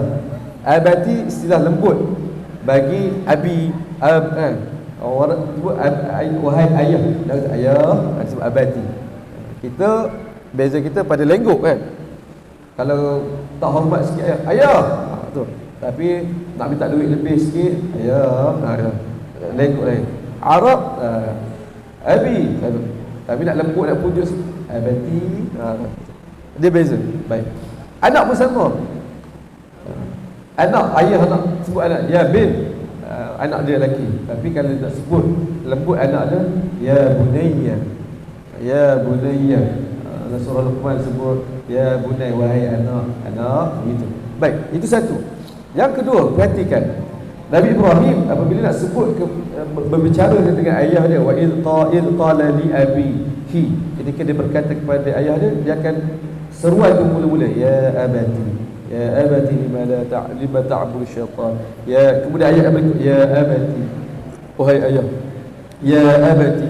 Tak, ya abati diulang.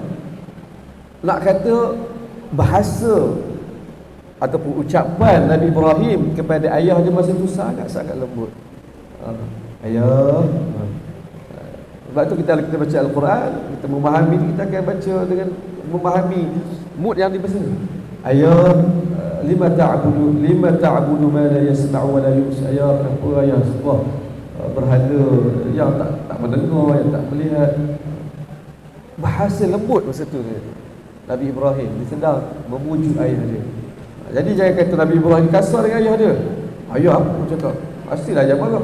Ayah, kenapa ayah sembah berhala yang tak dengar, yang tak melihat ni?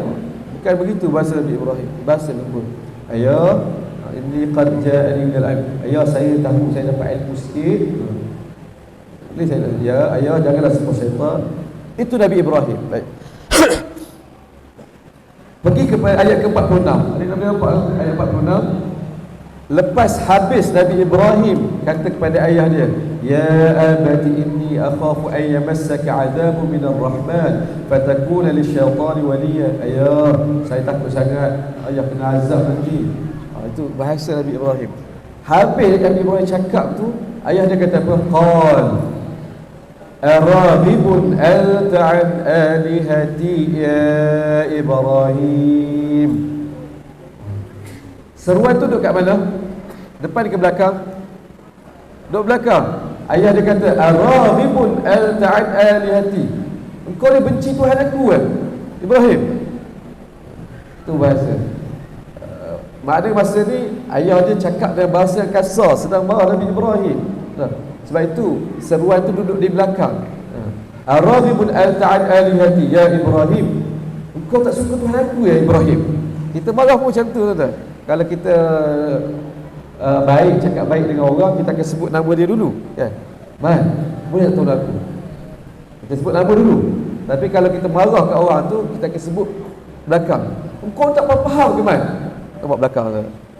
Sama nada, sama Allah sebut dalam Al-Quran. Jadi penting untuk memahami lengkuk bahasa Al-Quran. Jadi adik kena teroka hari ini lagi. Baik. Dia bercerita ini adik rahmat Allah. Lepas pada ayah dia marah, kata, kau kalau tak ni aku nak bunuh, aku akan rejam kau gini-gini. Lah sekali apa? Nabi Ibrahim tidak ada pilihan lain. Wa a'tazilukum wa ma tad'una min dunillah.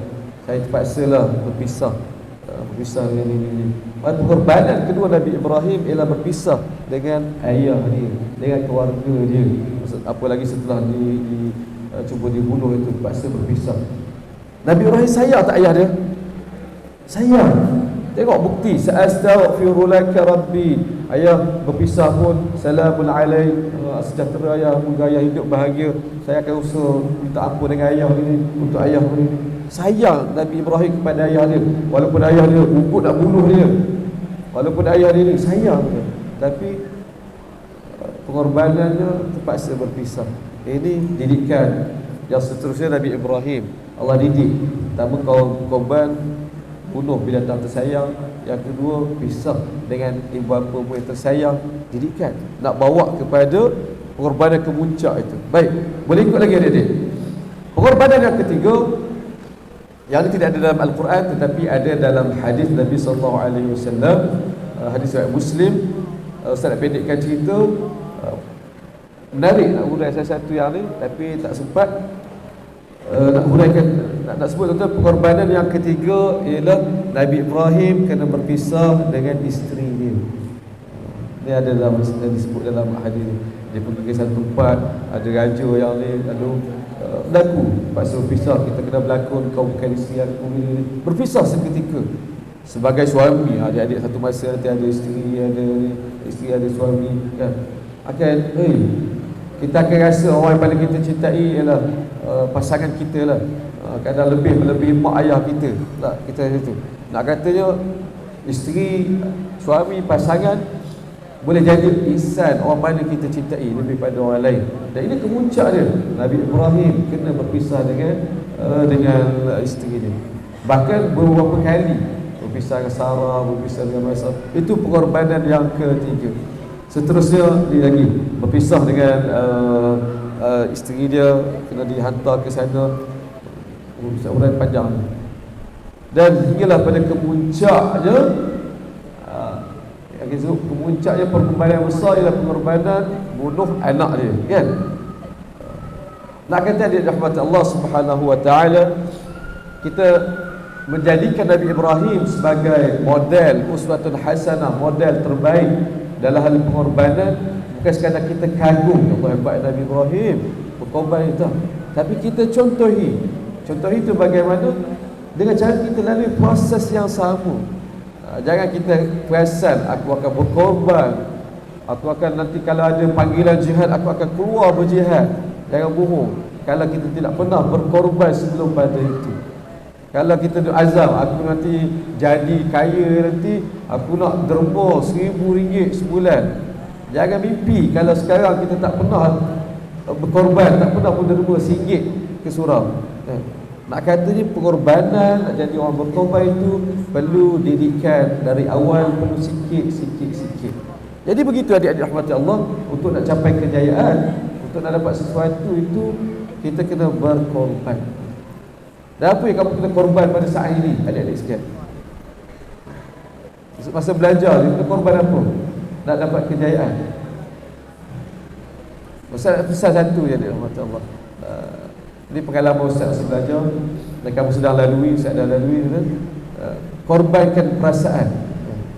Ini ujian kamu akan lalui, terutama duduk asrama, duduk dekat-dekat ni. Dia rasa ada orang tengok, kalau lelaki ada orang tengok je, si dia sedang melihat aku ke.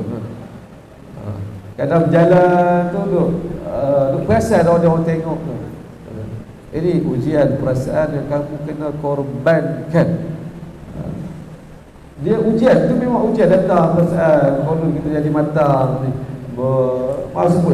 sebut berkapal dah ada dah, calon-calon. Tak ada sini kan? Tak ada. Dia andaikan ujian tak berlaku pada kamu, berlaku pada kawan kamu, dan Ustaz masih berlaku pada Ustaz satu ketika dahulu. Tapi kita kenal baik lelaki, baik perempuan, ujian itu ada. Kita pun nak bayang berangan, inilah suamiku, imamku, yang ni pun inilah makmumku, semua nak cinta monyet. Ustaz nak bagi tahu kepada kamu, baru beberapa minggu yang lepas Ustaz jumpa sahabat Ustaz, sahabat lama.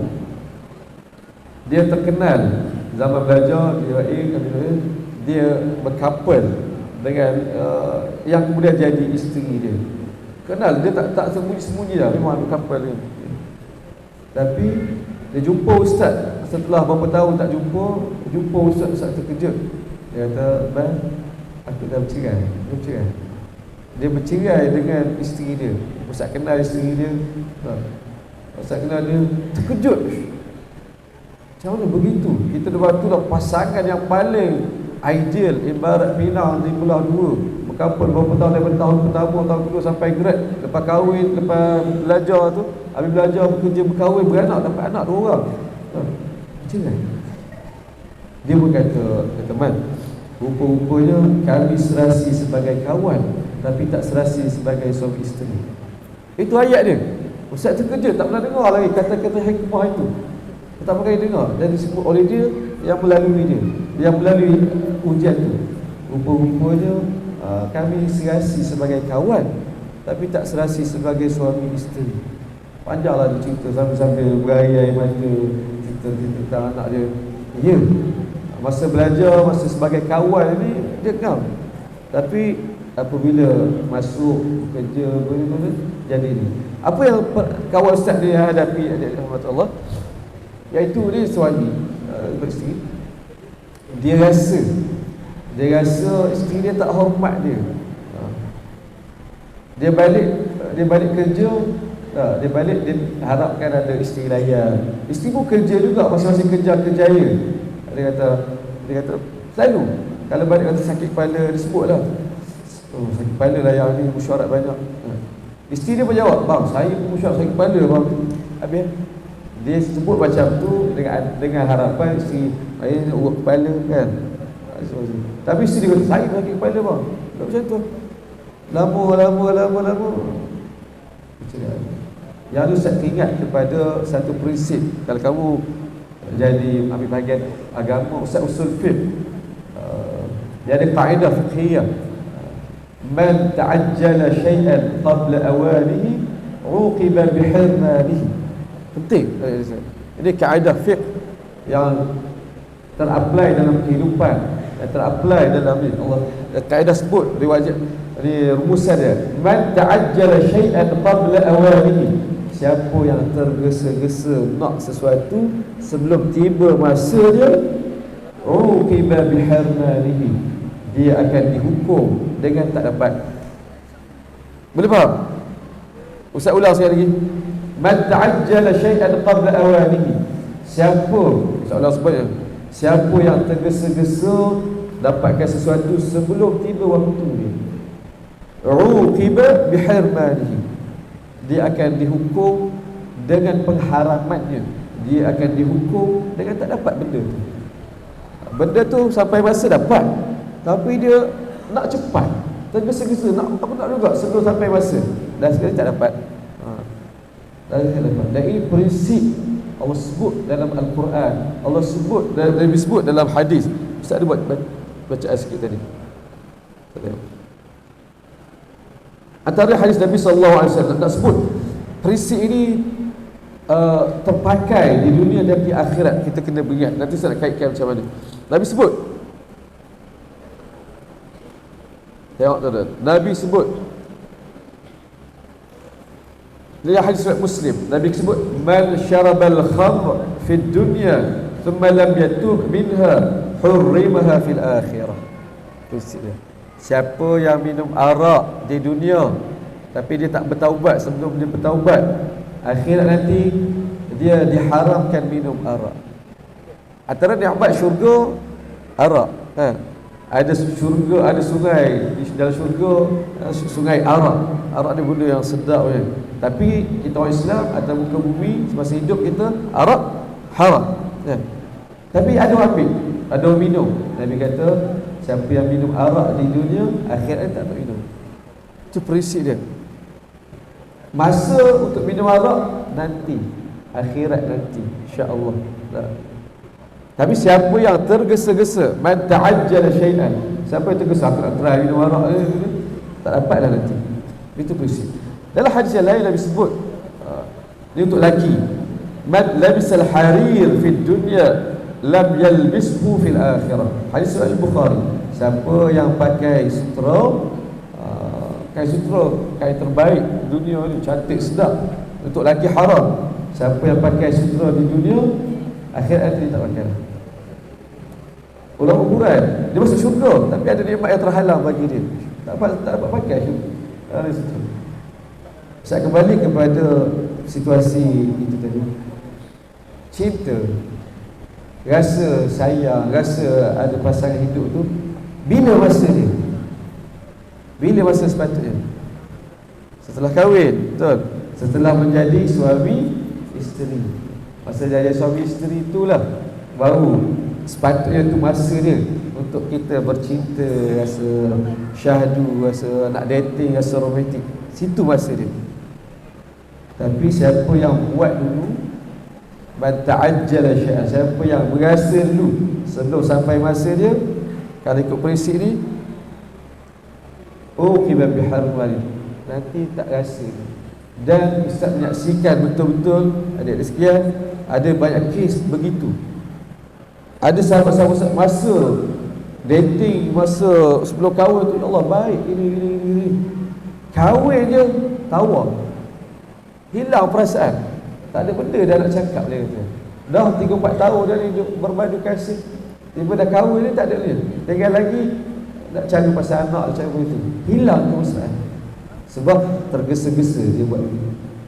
Yang ni Ustaz bimbang, Ustaz dulu nasihat kamu, Ustaz ada anak tingkatan 2, nasihat benda yang sama.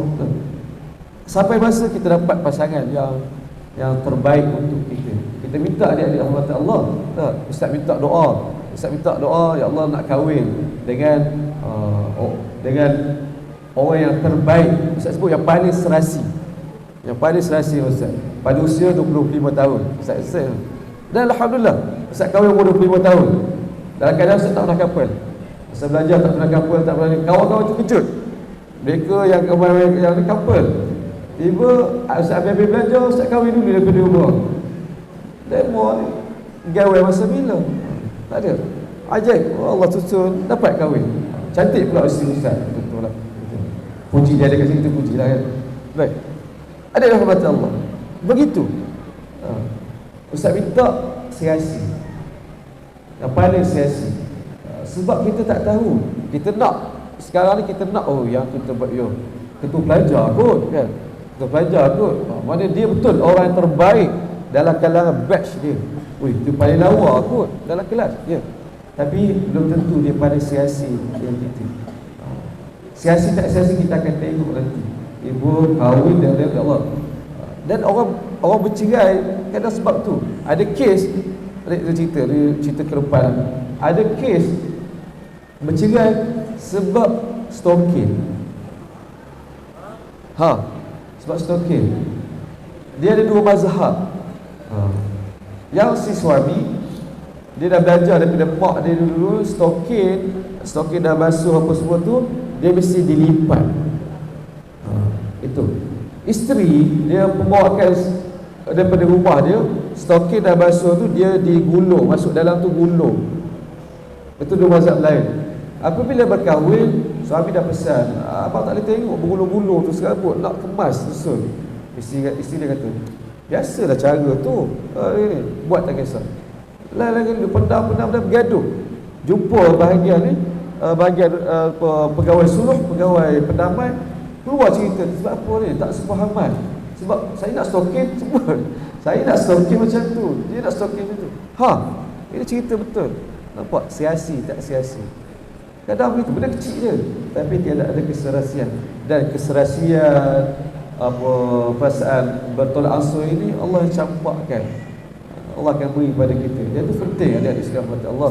Habis waktu dah. Ada soalan baik kita begini. Adik-adik kepada Allah Subhanahu Wa Taala sampai kita berhenti setakat ni untuk kitab kita. Saya ingat kita berhenti setakat ni boleh adik-adik. Kita sampai berapa? Cerita berapa ni? 4 baru. Maksud kata ada berapa lagi? Ada 40 ni lagi. Sambung nanti Sambung nanti. Minta Ustaz kamu baca sendiri, urai sendiri, insya-Allah. Mudah-mudahan ada kebaikan untuk kamu baca. Baik, sekarang ni Ustaz nak jawab soalan. Kalau ada, memang ada pun. Tak ada nak jawab sini.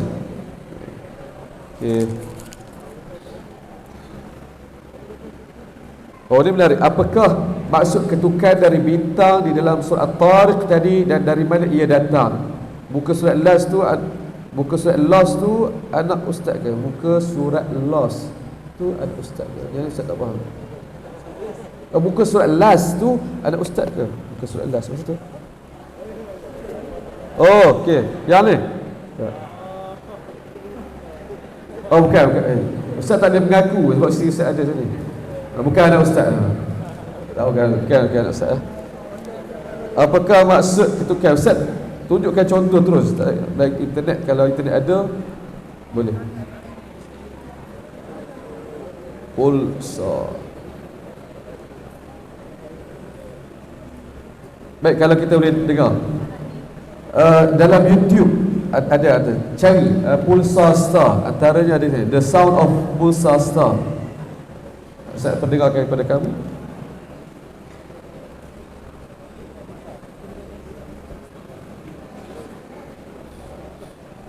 Dan sini ini At-Tariq, kalau kamu boleh dengar.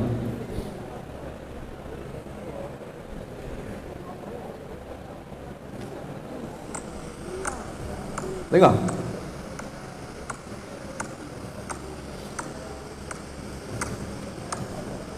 Dia ada beberapa jenis pendengaran. Dengar ketukan.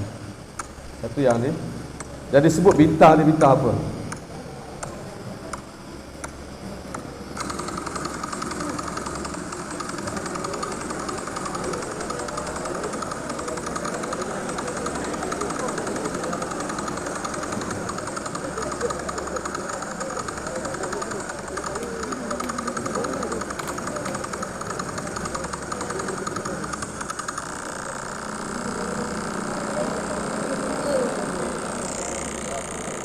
Sebagai contoh saja, ini At-Tariq, was-samaa'i wat-tariq, demi langit dan At-Tariq, bintang yang mengetuk. Itu ketukan, getaran termasuk.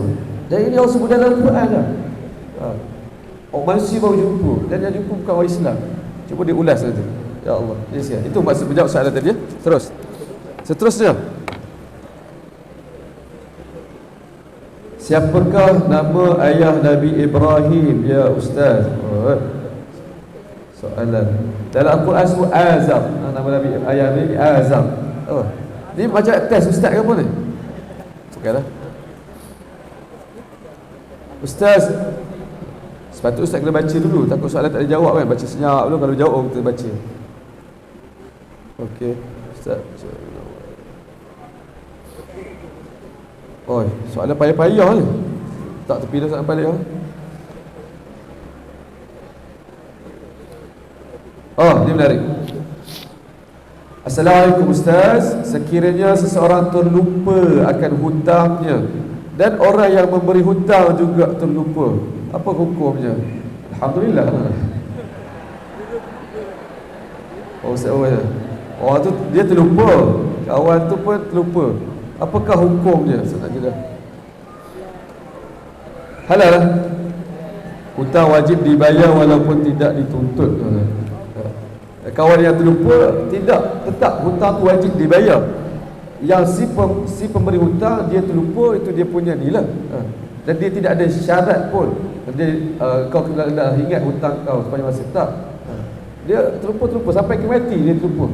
Tapi orang yang berhutang, sekiranya dia ingat kemudian tengok yang berhutang tu dah tak ada, betul? Hutang tetap dia wajib bayar. Dia bayar kepada ahli waris dia, bayar kepada anak, bayar kepada ni. Lalu tanggungjawab hutang itu tetap tidak tercabut walaupun tuan duit itu dah lupa. Ingat, hutang benda besar. Nabi SAW tak nak solat. Sahabat pada zaman Nabi, orang meninggal, Nabi tanya ada hutang tak? Ada hutang. Nabi tak nak solat. Sebab nak bagi penegasan, hutang ni benda yang besar, jangan buat main-main. Itu amanah, itu harta orang. Baik.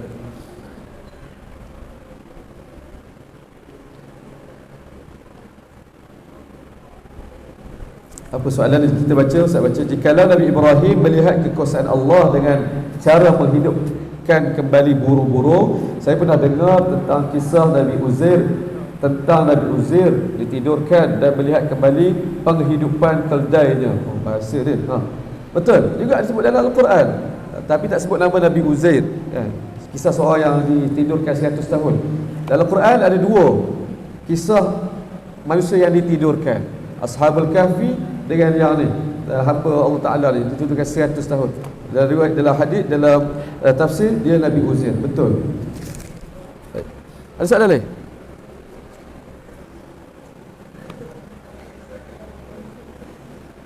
Sah ke solat pakai makeup? Sah ke solat pakai makeup? Payah. Dia tanya ustazah kamu, dia ada perincian dia, sah ke solat pakai makeup. Kalau memang dah ambil wudu, lepas tu baru pakai makeup, dan makeup itu tidak, orang kata tidak ada unsur-unsur yang benda yang haram, dan bukan makeup curi. Sekali pun makeup curi, solat tu sah.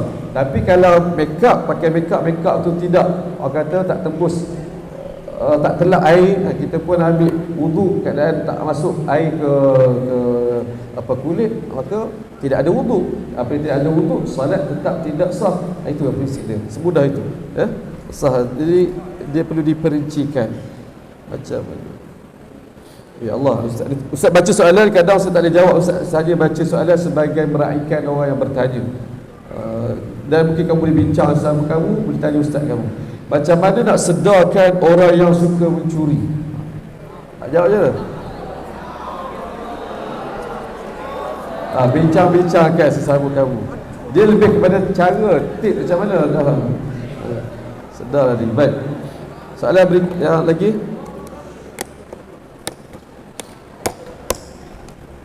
Ada lagi tak? Pengorbanan kelima. Habis dah.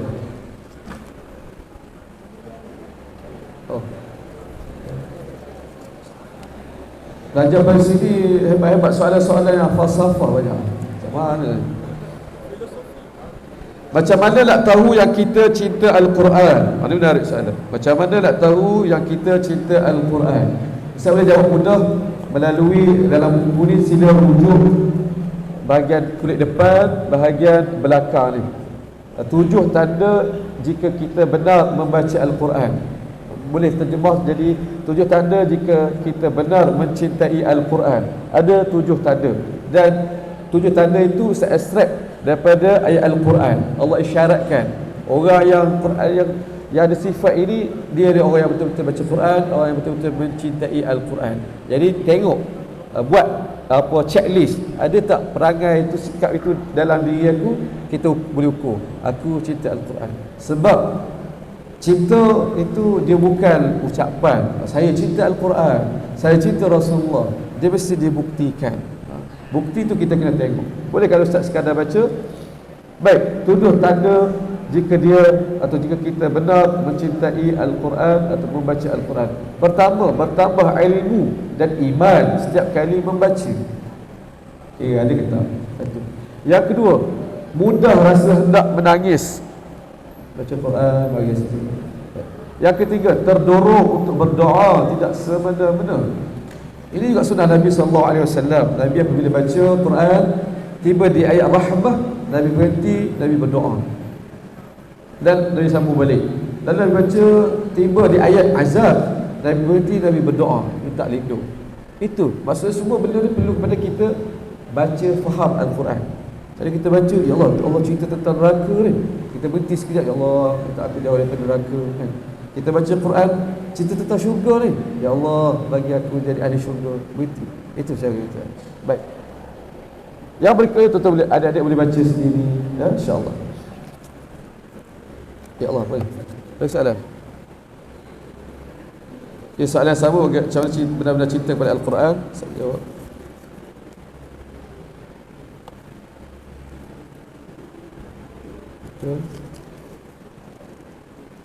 Okay, Ustaz baca soalan dulu. Okay.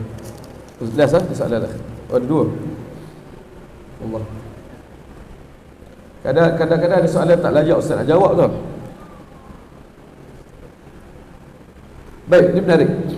Minta pendapat Ustaz, kitab tafsir Al-Quran yang manakah paling sesuai untuk rujukan? Kitab tafsir Al-Quran yang manakah paling sesuai untuk rujukan? Jawapannya, respon Ustaz bergantung kepada keperluan. Kamu nak rujuk tu sebagai apa, kamu sebagai apa, kan? Ustaz faham ini, saya nak rujuk sebagai untuk permulaan, kefahaman umum, kan? Bolehlah rujuk tafsir. Sebenarnya cukup untuk kamu baca Pimpinan Ar-Rahman, itu terjemahan sekali dengan tafsir secara ringkas, boleh. Yang berikutnya naiklah level, kalau ada tafsir Ibnu Kathir, rujuknya. Sebab kenapa tafsir Ibnu Kathir? Sebab setiap tafsiran itu dia berdasarkan riwayat tafsiran para ulama. Kalau kamu mampu lagi, tapi ini tidak ada dalam bahasa Melayu. Kalau Ustaz suka tafsir Ibnu Ashur, Tahrir Tanwir, sangat saya suka tafsir itu. Sebab dia memberi perspektif yang berlainan, tapi tak ada lagi bahasa Melayu. Tapi tentu, jadi adik-adik sekalian, usaha untuk boleh berbahasa Arab, rujuk tafsir itu. Ustaz jawab secara ringkas. Wallahu alam. Yang lain Ustaz nak baca tajuk nak baca apa soalan saja. Macam mana nak tahu kalau kita ni beriman atau tidak? Ustaz baca soalan saja. Ustaz, macam mana nak menguatkan mental untuk melawan semua gejala buruk? Bicara dia kuliah lain kan. Maaf Ustaz sekadar baca, dan Ustaz Ra'i kata terima kasih yang sudi menulis. Soalan berikutnya, macam mana tak nak senang putus asa? Ini banyak juga nak bincang baca Quran. InsyaAllah kita baca Quran, faham, baca buku ni, ada kisah-kisah dia, insyaAllah boleh menjawab, kita boleh menjawab pada sini. Kadang kita perlukan satu kisah sahaja untuk kita, ya Allah, kalau orang tu macam ni, aku apatah lagi, kan? Jangan putus asa. Yang berikutnya, apakah amanah itu penting? Apa hukum culas dengan amanah? Mohon pencerahan Ustaz. Amanah betul. Dan soalan terakhir, Ustaz, macam mana nak bangun tengah malam atau bangun awal? Langkah yang praktikal untuk nak bangun malam, adik-adik sekalian, sebelum tidur minum air banyak-banyak. Itulah kau praktikal. Minum air banyak-banyak, insya-Allah malam tu akan bangun. Bangun dalam kita. Dan jadikanlah ruang dan peluang. Okey. Alang-alang bangun ni lah, ambil wudu, solatlah. Itu Ustaz nasihat walaupun Ustaz tak berapa nak buat juga. Kadang kita bangun ambil wudu, bangun pergi tandas, sebelum tidur kita minum air kan. Tandas. Tapi Allah, ujian kan, nak solat kan.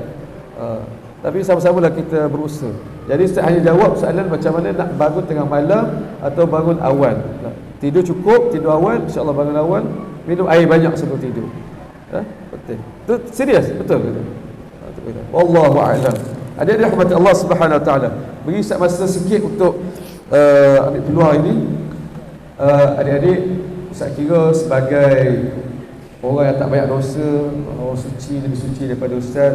Dalam kalangan adik-adik ada wali-wali Allah Subhanahu wa taala. Ustaz mohon doa ke Ustaz. Doakan Ustaz istiqamah dan ikhlas. Sudah. Istiqamah dan ikhlas. Ustaz sebagai penulis, Ustaz nak tulis buku banyak adik-adik sekalian. Ustaz ada 300 tajuk. 300 tajuk buku nak tulis, senarai. 300 lebih dah sekarang, kira-kira lagi. Dan Ustaz dah kira dah. Dengan kemampuan Ustaz, kalau boleh Ustaz boleh siapkan buku biasa setahun itu 5 ke 6 buku siap. Itu untuk habis 300 tajuk tu adik sekalian. Kalau Ustaz boleh seumur Ustaz kata lagi ini kiraan lain lah. Kalau umur Ustaz 30 kan, Ustaz tetap umur 18 Umur Ustaz 30, Ustaz meninggal pada umur Nabi 63 tahun. Maksudnya kata dalam kira-kira 33 tahun. Untuk Ustaz nak habiskan menulis 300 tajuk buku yang Ustaz senaraikan itu, Ustaz kena 5 kali hidup mati. Faham? Hidup 33 tahun, tulis buku, mati, tak siap lagi, tak habis 33. Hidup lagi, tulis lagi, mati, hidup. 5 kali hidup mati baru habis 300 tajuk. Ya Allah, kalau kita baca sirah para ulama, Imam Suyuti contohnya 800 tajuk. Imam Suyuti 800 tajuk. Satu-satu kitab tu tajuk tu berjilid-jilid. Macam mana? Allah. Imam Nawawi meninggal umur 48 tahun, 44 tahun. Tapi kitab dia tebal-tebal. Banyak. Allah. Kita yang kemudian dia tak tulis buku Musafi je. Tapi dia ikut mustahil. Ini keberkatan usia, keberkatan umur. Ustaz minta doakan Ustaz ikhlas dan istiqamah dalam laluan yang Ustaz ambil ini sebagai penulis buku agama. Yang berikutnya Ustaz nak perkenalkan buku-buku Ustaz. Tak ada, tak bawa buku dia. Nanti boleh tengok kat dia. Nanti kita buka table, Ustaz ada bawa buku Ustaz sikit sebanyak adik-adik sekalian. Kalau ada kemampuan dari belik-belik dapatkan buku Ustaz. Sebab apa? Kamu baca, kamu tiapkan Ustaz, kamu doakan Ustaz. Antara buku Ustaz sebagaimana yang terbaru yang Ustaz tunjukkan tadi, Madinah takkan rebah. Ini buku sirah gaya novel. Buku sirah gaya novel. Nak sebut apa? Buku sirah gaya novel. Maksudnya kisah dia tu tidak ada tokoh tambah, tidak ada dialog tokoh tambah, semua sahih dia. Tapi penceritaan dia dramatik novel. InsyaAllah baca ada sentuhan di situ. Itu bukunya. Dan buku-buku yang lain, Qurannya saya tunjuk tadi, cuba ni dan doakan Ustaz. Wallahu a'lam. Ustaz nak berhenti setakat ini. Boleh? Hari masa Ustaz mohon maaf kalau memang ada pun kekurangan. Cuma saya harapkan yang akan ada yang baik itu bermanfaat untuk kita semua. Doakan Ustaz. Dan siapa yang lagi buku, saya harapkan baca sampai habis. Boleh ada? Baca sampai habis. Banyak kisah-kisah menarik dalam buku ini. InsyaAllah. Wabillahi taufiq wal hidayah. Ustaz serah semula kepada pengurusi majlis. Allahu a'lam. Assalamualaikum warahmatullahi wabarakatuh.